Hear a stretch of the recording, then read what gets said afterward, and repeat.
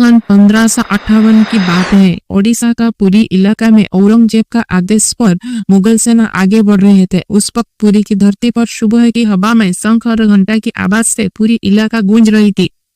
भगवान के दर्शन के लिए भक्त की भीड़ थी, लेकिन तभी दूर से घोड़ों की टापों की आवाज आई। मुगल सैनिक मंदिर की ऊंची दीवारों के सामने खड़े थे। सारे लोग डर के मारे इधर उधर भटक रहे थे। पुजारियों की आंखों में आंसू थी और हिम्मत भी थी। उसी वक्त कटक के सूबेदार नासिर खान अपने पूरी सेना के साथ पूरी तैयारी के साथ खड़ा था। अचानक चारों ओर अंधेरा छा गया। उसी समय आसमान से गिरी बिजली ने नासिर खान की सेना के कोई हाथी, घोड़ा और सैनिकों को मार गिराया। ये कोई सामान्य बिजली नहीं थी, मानो जैसे आसमान से आग गिर रहे थे। औरंगजेब के दूत ने इसे भगवान को जगन्नाथ घोषा मानकर मंदिर तोड़ने का योजना उसी वक्त रख दी। उसने ओडिशा के राजा के साथ शांति समझौता कर लिया था। अब सोचने की बात यह है कि क्या एक ऐतिहासिक घटना थी या खुद भगवान जगन्नाथ स्वयं अपने धाम की रक्षा की। पुरी की जगन्नाथ धाम सिर्फ एक मंदिर नहीं या भक्ति के केंद्र स्थल नहीं, बल्कि अनगिनत रहस्य का केंद्र स्थल है। आपने कभी सोचा होगा क्यों इस मंदिर का ध्वजा हमेशा उल्टे दिशा में उड़ता है और क्यों इस मंदिर के ऊपर जो सुदर्शन चक्र है, आप इसको जो भी डायरेक्शन से देखोगे मानो वो आपका ही और दिख रहा होगा। इस मंदिर का सबसे बड़ा रहस्य है ब्रह्म पदार्थ, जो कि स्वयं श्री कृष्ण का हृदय है, जो कि पिछले 5000 सालों से जिंदा है और हर 11 साल में नवकलेवर के दौरान इसे पुरानी विग्रह से निकालकर नए विग्रह में स्थापित किया जाता है। इस प्रक्रिया काफी महत्वपूर्ण है। इस दिन आधी रात को ओडिशा गवर्नमेंट के आदेश पर पुरी के इलाके पर चारों ओर बिजली काट दी जाती है।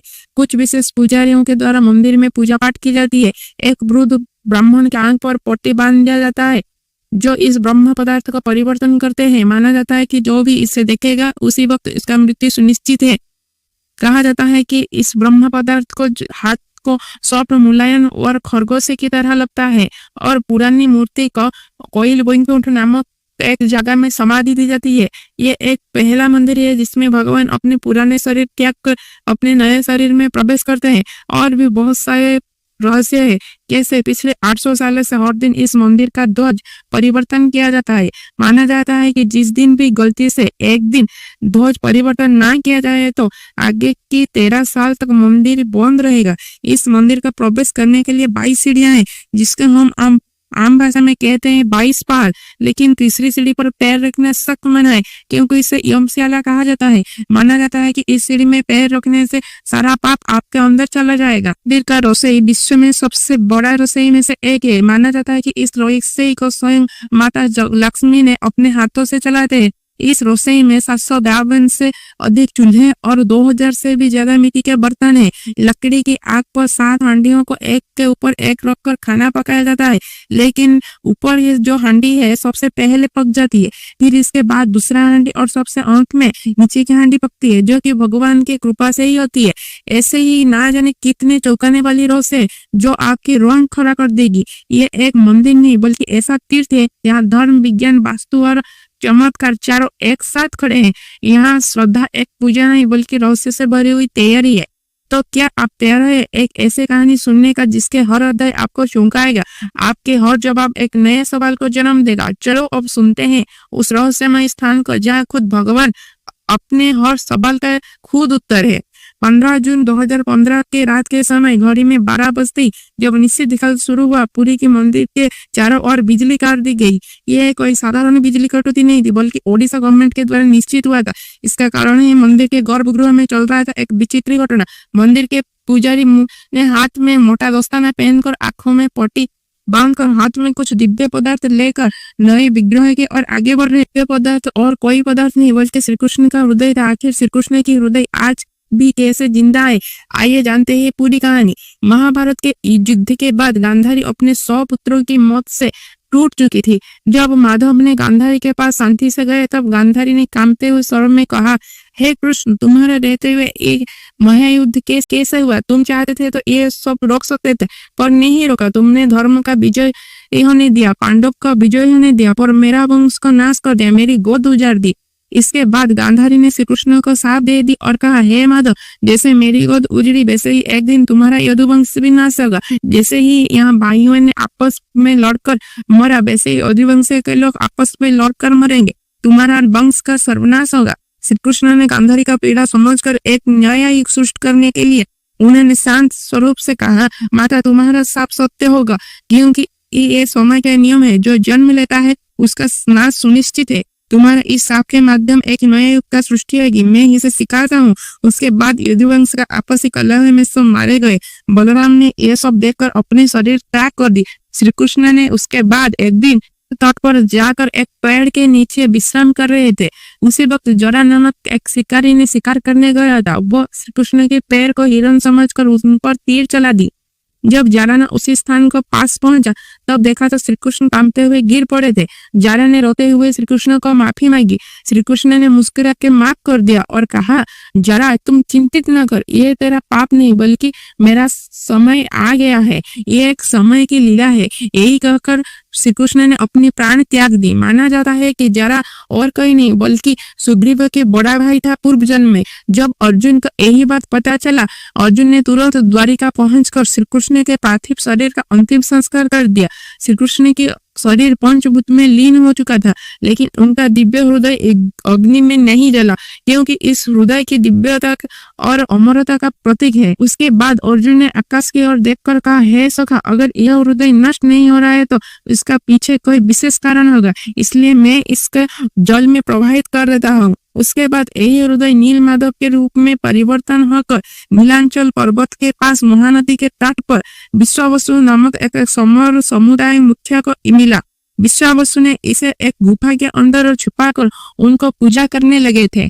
समुद्र तट पर जाकर एक पैर में विश्राम कर रहे थे। जरा नामक एक शिकारी ने श्री कृष्ण के पैर का हिरण समझकर तीर चला दिया था। जब जरा ने उस स्थान के पास पहुंचे देखा तो श्री कृष्ण कांपते हुए गिर पड़े थे। जरा ने रोते हुए माफी मांगी। श्री कृष्ण ने माफ कर दिया और मुस्कुरा के बोले, जरा तुम चिंता न कर, ये तेरा पाप नहीं बल्कि समय की लीला है। मेरा समय इस धरती पर पूरा हो गया है। यही कहकर श्री कृष्ण ने अपनी प्राण त्याग दी। माना जाता है कि जरा और कोई नहीं बल्कि सुग्रीव का बड़ा भाई बाली है।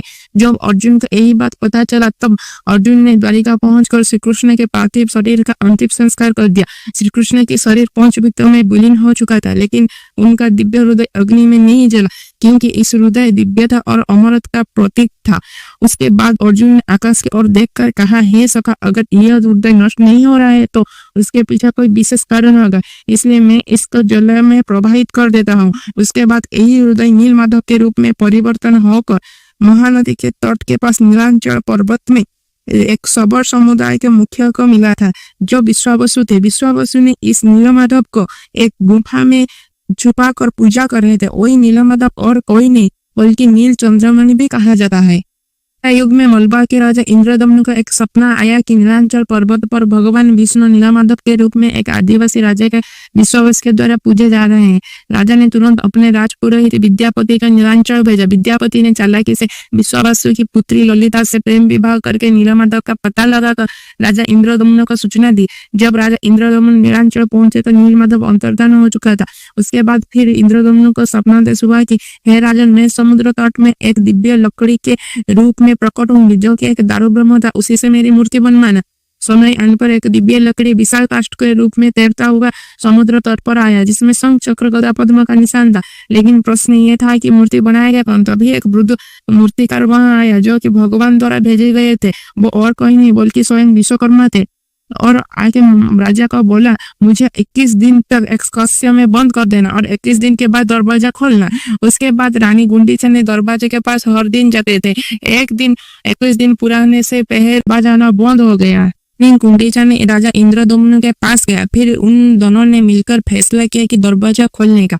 जब राजा इंद्रदम्न ने दरवाजा खोले देखे तो वहां बुद्ध शिल्पीकार नहीं थे।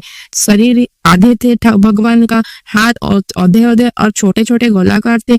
आंख बड़ी बड़ी गोलाकार और बाहर निकली हुई थी। भगवान के यह रूप देखकर राजा बहुत रोए। उसी वक्त आकाश से दिव्यवाणी हुई कि हे राजन, तुम चिंता मत कर, यही रूप मेरा दिव्य रूप है। मैं इस युग में इस रूप से अपने भक्तों को दर्शन दूंगा। फिर इसी मूर्ति से पूरी मंदिर बनवाई गई। उसके बाद आते हैं एक अगले टॉपिक पर। प्रसिद्ध आर्कियोलॉजिस्ट प्रवीण मोहन के अनुसार श्री कृष्ण एक सुप्रीम बीइंग थे। उनके मुताबिक श्री कृष्ण के हृदय जो कि ब्रह्म तत्व है, वह एक आर्क डिटेक्टर है, एक ऐसी डिवाइस जो भयंकर ऊर्जा उत्पन्न करता है। उन्होंने ये भी बताया कि क्यों जगन्नाथ मूर्ति लकड़ी से बनवाया गया है। उनके अनुसार बिजली लकड़ियों को कंडक्ट नहीं कर सकती, इसलिए ब्रह्म पदार्थ से निकली इलेक्ट्रोमैग्नेटिक एनर्जी को रोक देती है लकड़ी। इस एनर्जी एक वजह से इस प्रक्रिया के दौरान बिजली काट दी जाती है, क्योंकि गलती से इस ब्रह्म पदार्थ लाइट के संस्पर्श में आ जाए तो इससे पूरा सक्रिय हो जाता है और वो उसको कंट्रोल करना नामुमकिन हो जाता है कि इस ब्रह्म पदार्थ में हमेशा एक तरल पदार्थ बहता है जो कि भगवान के काष्ठ को धीरे धीरे नष्ट कर देता है। इसलिए हर 12 साल में ब्रह्म पदार्थ के पुराने विग्रह से निकालकर नए विग्रह में स्थापित किया जाता है। अब आते हैं एक और रहस्य के बारे में। जी, इस मंदिर का छाया कभी नहीं पड़ती। इस मंदिर के वास्तुकला ऐसे है कि इस मंदिर का छाया कभी धरती पर नहीं पड़ती है, जो कि विज्ञान के सख्त विरोध है। इस मंदिर के ऊपर आज तक कोई पक्षी नहीं उड़ा है, बल्कि बहुत से पक्षी इसके अंदर रहते हैं। जब जब इस मंदिर के ध्वज पर कोई भी पक्षी उड़े, तब तब इस धरती पर विपत्ति सुनिश्चित आया है। इस मंदिर समुद्र के पास मौजूद होने के बावजूद भी इस मंदिर के अंदर एक कदम रखते ही समुद्र की आवाज अचानक गायब हो जाती है। जैसे कदम बाहर रखोगे, समुद्र की आवाज अपने आप सुनाई देगी। इस मंदिर में लाखों लोग डेली आते हैं, लेकिन मजे की बात यह है कि इस मंदिर का महाप्रसाद कभी खत्म नहीं होता और कभी बचता भी नहीं, चाहे लाखों आए चाहे हजारों आए। और इस मंदिर से कोई भी लोग भूखा नहीं जाता कि ब्रह्म पदार्थ से एक सुपर लिक्विड निकलती है, जिस लिक्विड धीरे धीरे काठ को नष्ट कर देती है। इसलिए हर 12 साल में ब्रह्म पदार्थ को नवकलेवर के दौरान पुरानी मूर्ति से निकालकर नए मूर्ति में स्थापित किया जाता है। अब आते हैं एक और रहस्य के बारे में। इस मंदिर का छाया कभी धरती पर नहीं पड़ती, जो कि विज्ञान का सख्त खिलाफ है, क्योंकि इस मंदिर का वास्तुकला ऐसे ही बना है। इस मंदिर के ऊपर आज तक कोई पक्षी उड़कर नहीं गया है, बल्कि जब पक्षी इसके अंदर वास करते हैं, जब जब इस मंदिर के ऊपर पक्षी उड़ते हैं, तब तब धरती पर विपद आना सुनिश्चित है।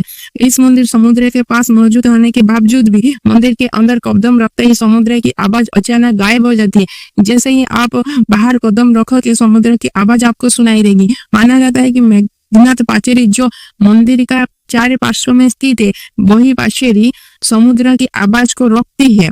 इस मंदिर में चाहे लाखों लोग रोज आते हैं, लेकिन मजे की बात यह है कि इस मंदिर का महाप्रसाद कभी खत्म नहीं होती, कभी बचती भी नहीं। जहाँ इस मंदिर में लाखों लोग आए, चाहे हजारों लोग आए, माने जाते हैं कि इस मंदिर से कोई भूखा नहीं जाता। इस मंदिर के रत्न भंडार के बारे में, जो कि मंदिर के दक्षिण दिशा में स्थित है। इसमें 2 कक्ष है, एक है बाहरी कक्ष, दूसरा है भीतरी कक्ष, जिसमें दिव्य आभूषण है। रत्न भंडार को स्वयं लोकनाथ सप्तफेणी नाग के रूप में प्रहरी करते हैं। पहली बार 1985 में इसे देखने के लिए खोला गया था। इस दौरान बहुत सी चीजें जैसे सोने का मुकुट, भगवान का आभूषण, हीरे मोती माणिक, ये सब इसके अंदर था। इसके बाद 2024 में फिर खोला गया था। बहुत सारे पुजारी कहते हैं कि इस मंदिर के अंदर बाघ और सांप का भयंकर गर्जन आता रहता है। भविष्यवाणी के अनुसार कलियुग एक अंत के बाद यही से नया युग सृष्टि होगा। इस मंदिर को कलियुग का वैकुंठ भी कहा जाता है। इस मंदिर की अधूरी मूर्ति विश्व को यही दर्शाता है कि परमात्मा भौतिक रूप में दिखे ये आवश्यकता नहीं, उसका भाव पूर्ण होना चाहिए। सबसे बड़ा महत्व ये है, और आत्मा और प्रेम की पूर्णता ही महत्वपूर्ण है। आपकी इस वीडियो पसंद आए तो प्लीज लाइक, शेयर, सब्सक्राइब कर देना। धन्यवाद।